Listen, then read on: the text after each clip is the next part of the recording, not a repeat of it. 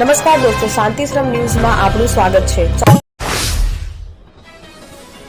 પાલનપુર અમિત ચાવડાનું પાલનપુરમાં સોમનાથ મંદિર મુદ્દે નિવેદન। વડાપ્રધાન સોમનાથમાં ડમરૂ વગાડ્યું। આશા હતી કે કમોસમી વરસાદથી પાયમાલ થયેલા ખેડૂતો માટે ડમરૂ વાગશે। સૌરાષ્ટ્રમાં 6 કરતાં વધુ ખેડૂતોના આત્મહત્યાના મુદ્દે મૌન। ઉદ્યોગપતિઓના દેવા માફ થાય તો ખેડૂતોના કેમ નહીં? ડમરૂ વગાડવું ત્યારે ખેડૂતોની આશા હતી, પણ એ ઠગારી નીવડી। અમિત ચાવડાઓ ગુજરાતમાં કાયદો વ્યવસ્થાની સ્થિતિ કથળી, દારૂ અને ડ્રગ્સનું દૂષણ બેકાબૂ બન્યું, આશા હતી।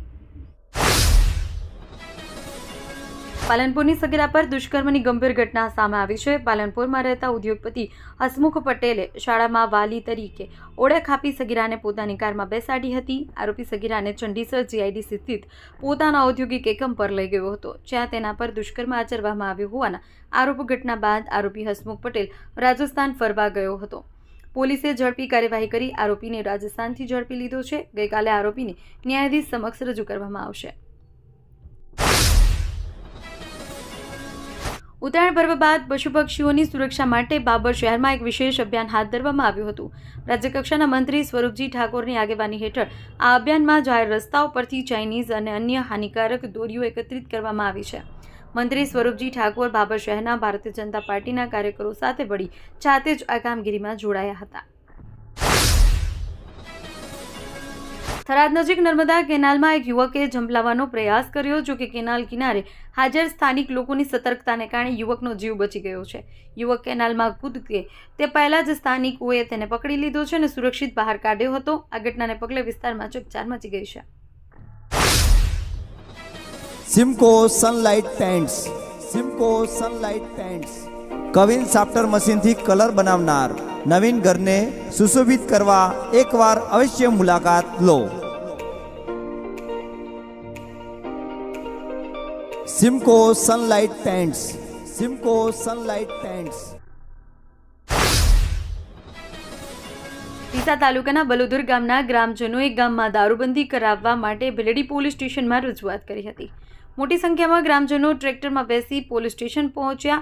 આ રજૂઆતમાં ગામના સરપંચ અને આગેવાનો પણ જોડાયા હતા। ગ્રામજનોએ પોલીસને લેખિતમાં અરજી આપી દારૂબંધી માટે કાર્યવાહી કરવાની માંગ કરી। બિલેડી પોલીસે બલોદરના ગ્રામજનોની રજૂઆત ધ્યાનપૂર્વક સાંભળી હતી। વાવથરા જિલ્લાના સરહદીય વિસ્તારોમાં તાપમાન ઘટવા અને ઠંડી વધવાને કારણે રવિ પાકને ફાયદો થયો છે। આ બદલાયેલા વાતાવરણથી ખેડૂતોમાં ખુશી જોવા મળી રહી છે। અગાઉ જ્યારે તાપમાન ઊંચું હતું ત્યારે રવિ સિઝનમાં દિવેલા અને રાયડા જેવા પાકોમાં ઈયળો અને કાતરા જેવા જંતુઓનો ઉપદ્રવ વધ્યો હતો। આનાથી પાકને નુકસાન થવાનો ભય હતો, જો કે કમોસમી વરસાદ બાદ ઠંડીનું પ્રમાણ વધતા ઈયળો અને કાતરા જેવા જીવાતોનો ઉપદ્રવ ઘટ્યો છે। ઠંડી પાકને અનુકૂળ આવતા તમામ રવિ પાકોમાં ફળ અને ફૂલનો વિકાસ સારો થયો છે। ભાવનગર જિલ્લાના સુપ્રસિદ્ધ યાત્રાધામ બગદાણામાં છેલ્લા કેટલાક સમયથી ચાલી રહેલા વિવાદે આજે ઉગ્ર સ્વરૂપ ધારણ કર્યું છે, જેમાં નવનીતભાઈને ન્યાય આપવાના નારા સાથે કોળી સમાજના 4 યુવકે બગદાણા ધામની બહાર જાહેરમાં બોટલમાંથી જ્વલનશીલ પદાર્થ કાઢી આત્મવિલોપન કરવાનો પ્રયાસ કરતા સમગ્ર પંથકમાં ચકચાર મચી ગઈ છે। સૌરાષ્ટ્ર યુનિવર્સિટીના પૂર્વ કુલપતિ ગિરીશ ભીમાણી સાથે વિદ્યાર્થિનીની છેડતીના ગંભીર આક્ષેપો મામલે ગુજરાત પ્રદેશ NSUI દ્વારા ગિરીશ ભીમાણીના પુતળા દહન અને સૂત્રોચ્ચાર સાથે આક્રમક વિરોધ કર્યો। NSUIના કાર્યકરોએ ગિરીશ ભીમાણીને આંતરીને શાહી લગાવી મોકાળું કરવામાં આવ્યું, જો કે સમગ્ર મામલે હજુ સુધી પોલીસ ફરિયાદ નોંધાઈ નથી। ઉત્તર ગુજરાતનો એકમાત્ર multi city mall happy mall જે આવેલ છે જિલ્લાના વેપારી મથકો દિયોદર, ભાભર, રાધનપુર, વરાહી અને થરાદમાં, જ્યાં મળશે આપને વ્યાજબી દરે જીવન જરૂરિયાતની તમામ વસ્તુઓ તેમજ કપડાં, ગિફ્ટ આર્ટિકલ, પ્લાસ્ટિકની તમામ સામગ્રી, ક્રોકરી અને બીજું ઘણું બધું વધારે। તો આજે જાઓ હેપી મોલ અને કરો ખરીદી તમારી મનગમતી વસ્તુઓની।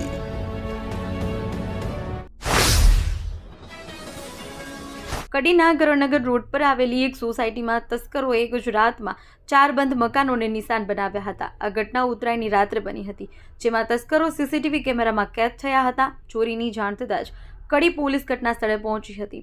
આ ઘટના કરણનગર રોડ પર આદર્શ હાઈસ્કૂલ પાછળ આવેલી રાજ એમ્પાયર સોસાયટીમાં બની હતી। તસ્કરો સોસાયટીની દિવાલ કૂદી અંદર પ્રવેશ્યા હતા અને 4 મકાનોના તાળા તોડી ચોરીને અંજામ આપ્યો હતો। આ ઘટનાથી સ્થાનિક રહીશોમાં ભયનો માહોલ છે। પાટણ નાગરિક સહકારી બેંકમાં 14 કર્મચારીઓની ભરતી પ્રક્રિયા વિવાદમાં સપડાઈ છે. નાગરિક હિત રક્ષક સમિતિના કન્વીનર જયેશ પટેલે પરિવારજનોને ગોઠવવાના આક્ષેપો સાથે વિરોધ નોંધાવ્યો છે, જ્યારે બેંકના ચેરમેન મહેન્દ્ર પટેલે ભરતી પ્રક્રિયાને નિયમ અનુસાર અને પારદર્શક ગણાવી હતી.